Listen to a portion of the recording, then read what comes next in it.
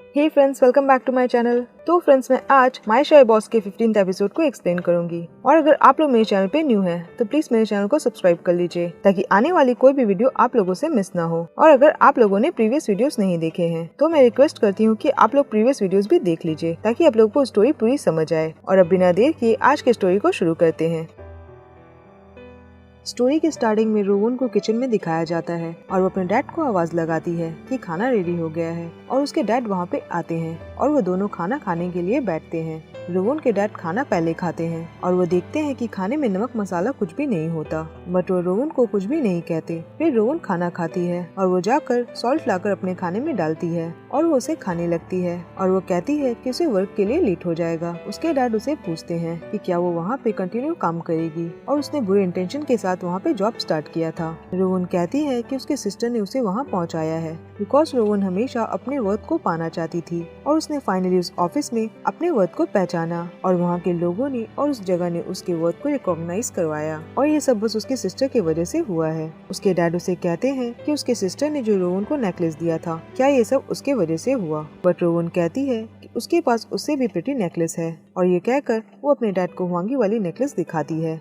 वहीं दूसरी तरफ हमें कैंगो और हुआंगी को ऑर्फनेज में दिखाया जाता है, जहां हुआंगी बर्तन साफ कर रहा होता है। कैंगो हुआंगी से मजाक में कहता है कि बर्तन के चमक से वो अंधा हो जाएगा, बट हुआंगी कैंगो के बात से नहीं हंसता। तो कैंगो उससे पूछता है कि उसे क्या हुआ है और वो यहाँ आकर बर्तन क्यों साफ कर रहा है, क्योंकि वो यहाँ पे कैंगो से बात करने आया था। हुआंगी उसे कुछ बताने से हिचकिचाने लगता है, बट कैंगो उसे कहता है वो जो भी कहना चाहता है वो कैंगो से कह सकता है। और कैंगो से बोलता है कि सिर्फ हुआंगी ही नहीं है जो कैंगो को समझता है, बल्कि कैंगो भी हुआंगी को अच्छे से समझता है। हुआंगी उसे कहता है कि वो लोगों को देखकर उन्हें रीड कर लेता था और वो ये बात समझ जाता था कि लोग क्या सोचते हैं, बट वो गलत था। और अगर आपको ऐसा लगता है कि आप सब कुछ समझते हैं और जानते हैं तो ये बहुत डेंजरस चीज है। कैंगो उससे पूछता है कि उसके कहने का क्या मतलब है। हुआंगी उसे कहता है कि वो रोवन की दीदी के बारे में बातें कर रहा है और हुआंगी को ऐसा लगता है कि सब कुछ हुआंगी की वजह से हुआ है। कैंगो उसकी बातें सुनकर उसके तरफ ध्यान से देखने लगता है। वहीं दूसरी तरफ रोवन को हुआंगी के ऑफिस में दिखाया जाता है और वो वहाँ पे हुआंगी के आने का इंतजार कर रही होती है।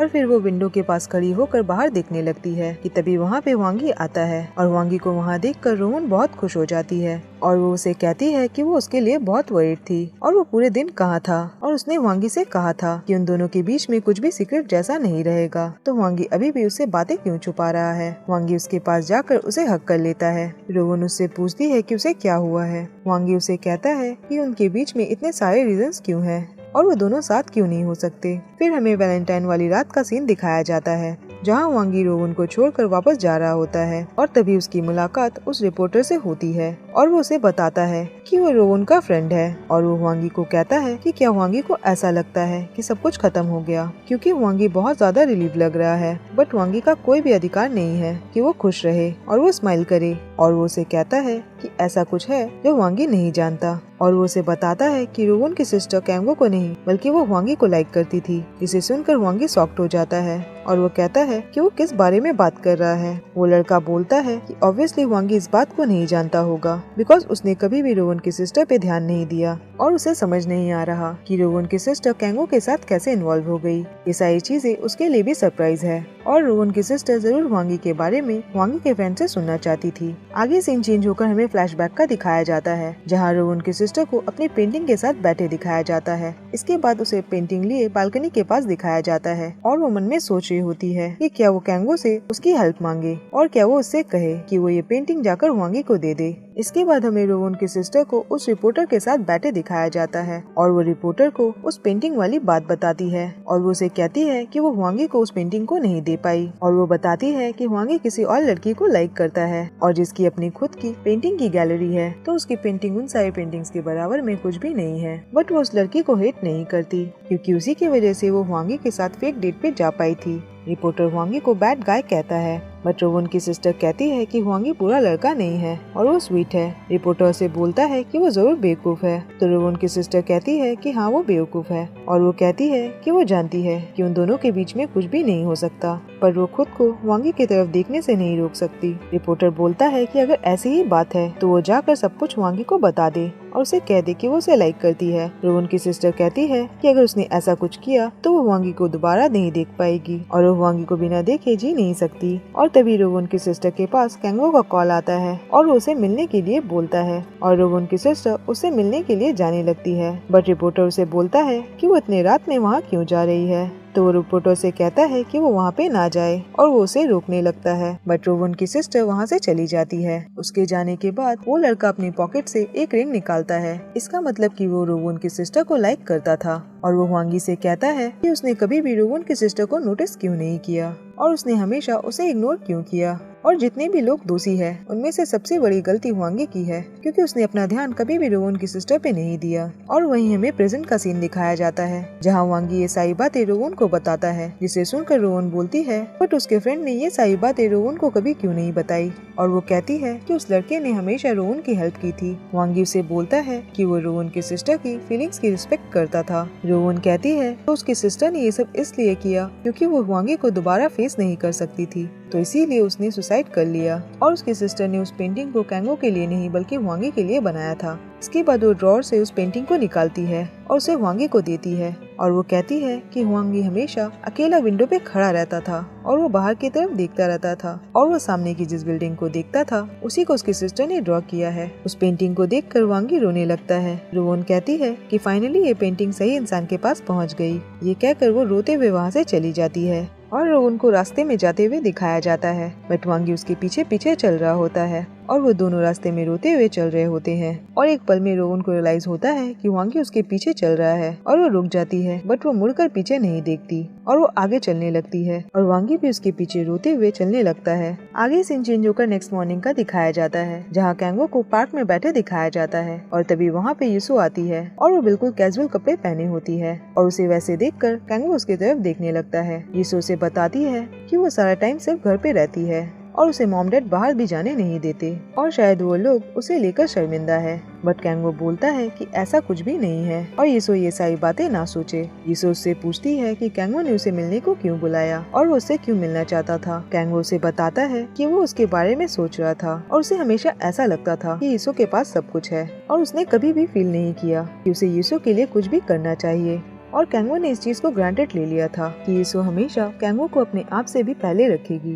यीशो उसकी बातें सुनकर इमोशनल हो जाती है बट वो स्माइल करने लगती है और वो उसे कहती है कि वो सारी चीजें भूल जाए और वो कहती है कि इन सारी चीजों में कैंगो की कोई भी गलती नहीं है। कैंगो उसे कहता है कि वो ये सारी चीजें कैंगो के लिए ना कहे और उसे जो भी बोलना है वो अपने दिल की बात उसे कहे। यीशो बोलती है कि ये सब कैंगो की गलती है और यीशो कैंगो से नफरत करती है, जिसे सुनकर कैंगो स्माइल करने लगता है और वो कहता है कि ये बात उसे पसंद आई। यीशो उसे बोलती है कि वो नहीं चाहती कि कैंगो यीशो के बिना कभी भी खुश रहे। कैंगो उसे कहता है कि क्या बस इतना ही, तो यीशो उठकर उसे मारने लगती है और वो कहती है कि कैंगो सबसे बेकार है और वो ये कहकर रोने लगती है। कैंगो उठकर उसे हक करता है। यीशो बोलती है कि उसने सोचा था कि वो कैंगो को कभी भी नहीं देख पाएगी और यीशो की सच्चाई जानने के बाद कैंगो दोबारा भाग जाएगा और यीशु ने सोचा कि सब कुछ खत्म हो जाएगा। ये कहकर वो बहुत रोने लगती है। आगे सीन चेंज होकर ऑफिस का दिखाया जाता है और गिरी को मेडिसिन लेते दिखाया जाता है और सुनबोंग उसे देख रहा होता है। वो उसके पास जाकर उसे कहता है कि वो अगेन बीमार पड़ गई और गिरी कहती है कि वो बीमार नहीं पड़ी, ये तो बस वेट लूज करने की मेडिसिन है। सुनबोंग उसे 2 कॉन्सर्ट की टिकट देता है और वो कहता है कि वो उसके साथ चलेगा। बट गिरी उसे अपने प्लान्स बताती है और वो कहती है कि उसके बहुत सारे प्लान्स हैं और वो सारी जगहों पे अकेले जाने वाली है। ये बोलकर वो वहाँ से चली जाती है और तभी वहाँ पे यूही आती है और वो सुनबोंग को बोलती है कि ग्योरी को सॉफ्ट हार्टेड बॉयज पसंद है और सुनबोंग को सॉफ्ट होना होगा। बट सुनबोंग वहाँ से जाता है और वो छुपकर ग्योरी को देखने लगता है और वो देखता है कि ग्योरी के पास सेजुंग आता है और वो दोनों बातें करने लगते हैं। सेजुंग ग्योरी को अपने साथ डिनर पे चलने को कहता है और वो दोनों वहाँ से जाने लगते हैं और ये सारी चीजें देखकर सुनबोंग सैड हो जाता है। आगे हमें ग्योरी और सेजुंग को कार से बाहर निकलते दिखाया जाता है और वो कार से बाहर निकलकर बातें करने लगते हैं, जहाँ सेजुंग ग्योरी को थैंक यू कहता है और वो कहता है कि उसके वजह से उसकी प्रोजेक्ट बहुत अच्छी रही। और फिर वो ग्योरी को कहता है कि वो जानता है कि ग्योरी उस पे अट्रैक्टेड है, बट ग्योरी उसे कहती है कि वो तो सेजुंग को लाइक किया करती थी, जिसे सुनकर सेजुंग चौंक जाता है। फिर ग्योरी उसे कहती है कि यहीं पास में उसका घर है, तो क्या सेजुंग उसके साथ वहाँ पे चलेगा। फिर हमें उन दोनों को ग्योरी के घर के टेरेस पे दिखाया जाता है। जहाँ ग्योरी सेजोंग को वो ड्रेस लाकर देती है जो सेजोंग ने उसे दी थी, और वो उसे हग करती है और वो बोलती है कि वो फाइनली सारी फीलिंग से आजाद हो गई, और वो उसे थैंक यू कहती है। ये कहकर वो वहाँ से चली जाती है। आगे सीन चेंज होकर नेक्स्ट मॉर्निंग में कैंगो और यीशु को साथ में बच्चों के कपड़े सुखाते दिखाया जाता है। कैंगो उसे कहता है कि लास्ट टाइम में हुआंगी उसके बर्तन चुरा ले गया था, तो क्या यीशु भी अब कुछ ऐसा ही करना चाहती है। यीशु उसे कहती है कि वो यहाँ पे कैंगो से मिलने नहीं आई है। कैंगो उसे कहता है कि क्या वो हुआंगी के लिए वरीड है। यीशु उसे कहती है कि हुआंगी ठीक होगा बिकॉज उसके साथ अभी कोई है और जो हुआंगी का ख्याल रखेगी। बट कैंगो उसे कहता है कि ये सब इतना इजी नहीं होगा, और वो यीशु को सारी बातें बताता है जो भी हुआंगी ने उसे बताई थी। यीशु उसे कहती है कि सब बेवकूफ है और उन लोगों में से किसी ने भी अपनी फीलिंग्स को प्रॉपर्ली कन्फेस नहीं किया, और वो कैंगो को देखकर हंसने लगती है। वो कैंगो को बोलती है कि ये सब कैंगो के लिए बहुत बुरा हुआ बिकॉज रोवन की सिस्टर किसी और को देखा करती थी और कैंगो को मिसअंडरस्टैंडिंग हो गई थी और उसने अपना टाइम वेस्ट किया। और वो बोलती है कि कैंगो यही डिजर्व करता है, और वो ये कहकर हंसने लगती है और उसकी बातें सुनकर कैंगो भी हंसने लगता है। कैंगो उसे कहता है कि उसे यीशु से डर लगने लगा है। यीशु उसे बोलती है कैंगो को उसे सब कुछ नहीं बताना चाहिए था, और वो कैंगो को बेवकूफ बोलती है। ये कहकर वो दोनों हंसने लगते हैं। आगे सीन चेंज होता है और एक एम्प्लॉय को हुआंगी के डैड को रिपोर्टर की फोटो दिखाते दिखाया जाता है, और वो उन्हें बताता है कि इस इंसान ने सारी आर्टिकल को पब्लिश करवाया था और यही वो है जो उन लोगों पे कंटिन्यू अटैक कर रहा है, और ये उस लड़की का बेस्ट फ्रेंड है जिसने 3 साल पहले इस ऑफिस में सुसाइड किया था, और उसे पता चला है कि उस लड़की की छोटी बहन उन लोगों के ऑफिस में एम्प्लॉय है। ये सारी बातें सुनकर हुआंगी के डैड चौंक जाते हैं। आगे हमें हुआंगी को दिखाया जाता है और वो अपने हाथों में 2 फ्लावर के पॉट्स लेकर रोहन के घर के बाहर रखता है, और रोहन जब बाहर निकलती है तो वो सोचती है कि ये किसने रखा, और ऐसे ही हर रोज हुआंगी फ्लावर के पॉट्स ले जाकर रोहन के घर के बाहर रख के आता है। आगे हमें दिखाया जाता है कि रोहन उन फ्लावर्स में पानी डालने लगती है, और एक दिन हुआंगी फ्लावर के पॉट को रखने जाता है और तभी रोहन पानी डालने के लिए बाहर आने लगती है, और तभी वो हुआंगी को देख लेती है बट वो बाहर नहीं जाती। इसके बाद हुआंगी हमेशा वहाँ पे फ्लावर के पॉट्स रखता है, और फिर एक दिन हुआंगी वहाँ पे जाता है और वो देखता है कि फ्लावर के पॉट्स रखने के लिए वहाँ पे जगह नहीं होती, और तभी रोहन के डैड बाहर निकलते हैं और वो कहते हैं कि इसे रखने के लिए जगह नहीं है, और वो हुआंगी को अंदर चलने को कहते हैं। और वहाँ पे उनके फ्रेंड्स हुआंगी को बताते हैं कि ये शॉप अब बंद होने वाली है बिकॉज वो लोग रेंट नहीं दे पा रहे हैं और यहाँ पे कस्टमर्स भी नहीं आते। इसके बाद हुआंगी वहाँ से जाता है और आगे हमें हुआंगी को अपने डैड के साथ बैठे दिखाया जाता है। हुआंगी के डैड हुआंगी को कहते हैं कि क्या हुआंगी ये सारी चीजें रोहन के कहने पे कह रहा है, और क्या उसी के कहने पे उसने कैंगो को यहाँ से निकाल दिया। बट हुआंगी उन्हें कहता है कि वो रोहन की फैमिली के साथ ये सब क्यों कर रहे हैं, और रोहन की फैमिली के पास अब कुछ भी नहीं बचा है। तभी वहाँ पे युनजुंग आती है। हुआंगी के डैड कहते हैं कि उन्होंने उसे बुलाया है, और वो युनजुंग से कहते हैं कि क्या वो हुआंगी को पसंद करती है और क्या वो उससे शादी करेगी। युनजुंग उन्हें यस बोलती है, बट वो कहती है कि उन्हें हुआंगी के डैड पसंद नहीं है, और उसकी बातें सुनकर उसके डैड गुस्सा हो जाते हैं और वो वहाँ से चले जाते हैं। वहीं दूसरी तरफ हमें रोहन के डैड को दिखाया जाता है और वो अपने बार्बर शॉप को अच्छी तरह से देख रहे होते हैं और वो बहुत इमोशनल होते हैं, और तभी वहाँ पे रोहन आती है और वो अपने डैड से कहती है इस शॉप के साथ उनकी बहुत सारी यादें जुड़ी है और वो हार नहीं मानेगी। इसके बाद हमें रोहन को आते जाते लोगों को लिफलेट देते दिखाया जाता है और वो लोगों को अपने शॉप में आने को कहती है, और तभी वहाँ पे पांडा सूट पहने किसी को आते दिखाया जाता है और रोहन को लगता है कि वो हुआंगी है और वो उसे देखकर हंसने लगती है। बट जब वो उसके पास आता है तो रोहन उसे कहती है कि वो ये सब ना करे और वो उसे जाने को कहती है। बट पैंडा सूट पहना इंसान फनी हरकतें करने लगता है और वो कहता है कि वो हुआंगी नहीं है और वो अपने आप को हुआंगी कहलाने से इनकार करता है। तो रोहन को ऐसा लगता है कि वो सेजुंग है, बट उसके अंदर हुआंगी ही होता है और वो बहुत फनी डांस कर रहा होता है और उसे देखकर लोग वहाँ पे आने लगते हैं और उसके साथ फोटोज क्लिक करवाने लगते हैं और वो लोगों को बहुत एंटरटेन कर रहा होता है। इसके बाद वो थक कर एक जगह बैठ जाता है और रोहन उसके पास कोल्ड ड्रिंक लेकर आती है और वो उसे कहती है कि वो जानती है कि वो हुआंगी है और वो उसके सर से पैंडा वाला हेड हटाने लगती है, बट हुआंगी उसे हटाने नहीं देता और वो रोहन को हक कर लेता है। रोहन उसे कहती है कि वो ये क्या कर रहा है, बट हुआंगी उसे सॉरी कहता है और वो उसे प्रिटेंड करने को बोलता है कि वो कोई और है, बट रोहन उसे कहती है कि वो उसका फेस एक बार देखना चाहती है और हुआंगी अभी यहाँ आया है तो वो उसे अपना फेस देखने दे क्योंकि रोहन ने उसे बहुत मिस किया है। ये बोलकर वो बहुत रोने लगती है और वहाँ आते जाते लोग उन्हें देखने लगते हैं। तो रोहन अपना फेस अपने बालों से कवर कर लेती है, बट वो दोनों हक करके वैसे ही बैठे होते हैं। इसके बाद उन दोनों को एक जगह पे बैठे दिखाया जाता है जहाँ वांगी उसे बताता है कि वांगी के डैड ने ही उन लोगों के साथ ये सारी चीजें की है। तो वांगी उसे कहता है कि एटलीस्ट रोवन उसे उसके डैड की हेल्प करने दे, बिकॉज वांगी के डैड की वजह से ये सब हुआ है। इसके बाद उन दोनों को शॉप के सामने दिखाया जाता है और वो दोनों गिरे हुए लिफलेट्स को उठा रहे होते हैं और रोवन उसे बताती है कि 3 साल पहले भी ऐसा ही हुआ था, जब वो अपने सिस्टर के जस्टिस के लिए मेहनत कर रही थी, बट किसी ने भी उसकी बातें नहीं सुनी। बट वांगी उसे बोलता है कि इस बार रोवन अकेली नहीं है, और वांगी कहता है कि वो अपनी बात नहीं कर रहा है। और तभी वहाँ पे वांगी के सारे स्टाफ्स आ जाते हैं और वो लोग उन गिरे हुए लिफलेट्स को उठाते हैं और वो सब कहते हैं कि वो यहाँ पे रोवन की हेल्प करने आए हैं। रोवन उन लोगों को वहाँ देखकर बहुत खुश हो जाती है और वो उन सबको थैंक यू बोलती है। इसके बाद वो सभी बार्बर शॉप के अंदर जाकर वहाँ की फोटो लेने लगते हैं और सुनबुंग और सीजुंग मिलकर अपनी हेयर स्टाइल करवाते हैं। फिर ग्योई और यूही मिलकर रोवन के डैड के सैलून को बड़े सैलून में प्रमोट करते हैं और सीजुंग और सुनबुंग मिलकर रोवन के डैड को कपड़े चूज करने में हेल्प करते हैं और वो लोग उन्हें अच्छे से ड्रेसअप करवाते हैं। इसके बाद वो लोग रोवन के डैड को वांगी के ऑफिस में ले जाते हैं और वो सब वहाँ पे उन्हें आइडियाज देने लगते हैं और वो उन्हें बार्बर शॉप के लिए न्यू नाम सजेस्ट करते हैं और वो उन्हें बार्बर शॉप के रिनोवेशन के लिए न्यू आइडियाज बताते हैं। बट वो उनके डैड बोलते हैं कि वो लोग जो उनकी हेल्प कर रहे हैं और वो नहीं जानते कि वो इन सबको कैसे चुकाएंगे। बट वो बोलते हैं कि वो खुद को चेंज नहीं करना चाहते। फिर रोवन और वांगी मिलकर रोवन के डैड को बाहर तक छोड़ने जाते हैं। रोवन कहती है कि अगर उसके डैड चेंज नहीं होंगे तो फिर सब कुछ कैसे ठीक होगा। वांगी उसे कहता है बट किसी ने उसे बोला था कि वो अपने आप को चेंज ना करे, और ये कहकर वांगी स्माइल करने लगता है। उसकी बातें सुनकर रोवन भी स्माइल करने लगती है और वांगी उसे बोलता है कि कुछ ना कुछ सोल्यूशन जरूर निकलेगा। फिर रोवन वहाँ से चली जाती है। आगे हमें वांगी के ऑफिस में युनजुंग को दिखाया जाता है और वांगी उसे किसी बड़े होस्ट को बुलाने को कहता है, बट युनजुंग कहती है इसके बदले में वांगी को उसका एक बार बॉयफ्रेंड बनना होगा, बिकॉज वो आदमी उसका फर्स्ट लव है और युनजुंग ने उसके डैड के सामने उसकी हेल्प की थी। आगे हमें दिखाया जाता है कि वो दोनों मिलकर उस आदमी से मिलने जाते हैं, बट युनजुंग वांगी को कहती है कि वांगी उस आदमी के सामने युनजुंग को किस करे।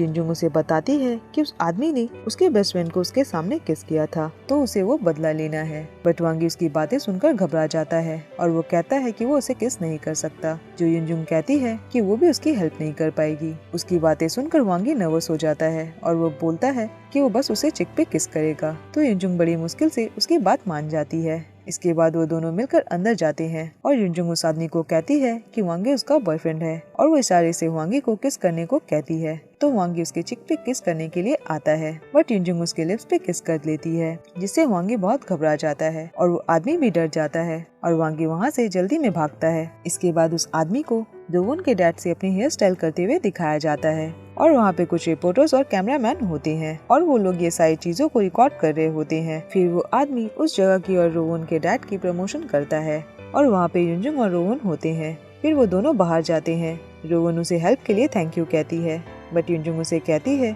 कि उसे वांगी को थैंक यू कहना चाहिए और वो उसे बताती है कि वो आज रात यूएस के लिए निकलने वाली है और इस बार वो लंबी ट्रिप पे जाने वाली है। रोवन उसे कहती है पर अचानक क्यों। युनजुंग उसे कहती है ताकि लोग उसे ज्यादा मिस करे और वो रोवन से कहती है कि वो वांगी का ख्याल रखे। रोवन उसकी बातें सुनकर इमोशनल हो जाती है तो युनजुंग उसे हक करती है। आगे हमें रोवन के घर के बाहर लंबी लाइन खड़ी दिखाई जाती है और रोवन के पड़ोसी उस लाइन को मेंटेन कर रहे होते हैं और वो लोग बहुत खुश होते हैं और बार्बर शॉप के अंदर कस्टमर्स होते हैं और रोवन वहाँ पे साफ सफाई कर रही होती है और वो अपने डैड की तरफ देखती है और वो बहुत खुश होती है। इसके बाद रोवन को घर पे बैठे पैसे काउंट करते दिखाया जाता है और वहाँ पे उसके डैड आकर उसके पास बैठ जाते हैं। फिर रोवन के पास यूही का कॉल आता है और रोवन अचानक से घबरा जाती है और हमें दूसरी तरफ उस रिपोर्टर को दिखाया जाता है जो कि वांगी के बारे में सारे न्यूज रिवील कर रहा होता है और ये सारी चीजें वांगी के डैड भी सुन लेते हैं और वो बहुत गुस्सा होने लगते हैं और वो लड़का कहता है कि वांगी के बिल्डिंग से एक स्टाफ ने गिरकर सुसाइड किया था, बट इस न्यूज को पब्लिश भी नहीं किया गया और ये सारी बातें वांगी भी सुन रहा होता है। फिर रोवन उस रिपोर्टर को कॉल करती है बट वो रिपोर्टर उसकी एक भी बात नहीं सुनता। इसके बाद रोवन जल्दी में बाहर जाने लगती है और तभी वो अपने सिस्टर की सैंडल को देखती है और वो रुक जाती है और वो अपने डैड को बताती है कि उसकी दीदी वांगी को लाइक करती थी और वो अपनी फीलिंग्स वांगी को नहीं बता पाई और इसीलिए उसने सुसाइड कर लिया। तो रोवन वांगी को कैसे एक्सेप्ट कर सकती है, जिसे सुनकर रोवन के डैड चौंक जाते हैं। वहीं दूसरी तरफ वांगी अपने डैड के साथ बैठा होता है। उसके डैड उसे कहते हैं कि वो सबको कह देंगे कि ये सब कैंगो ने किया है और उन लोगों ने इसीलिए उसे निकाल दिया। वांगी अपने डैड की बातें सुनकर बहुत गुस्सा हो जाता है और वो अपने डैड पे चिल्लाता है और वो अपने डैड को कहता है कि वो बस करे और ये एपिसोड यहीं पे खत्म होता है। फ्रेंड्स, आज के लिए बस इतना ही और मैं मिलूंगी नेक्स्ट वीडियो में। तब तक अपना ख्याल रखिए।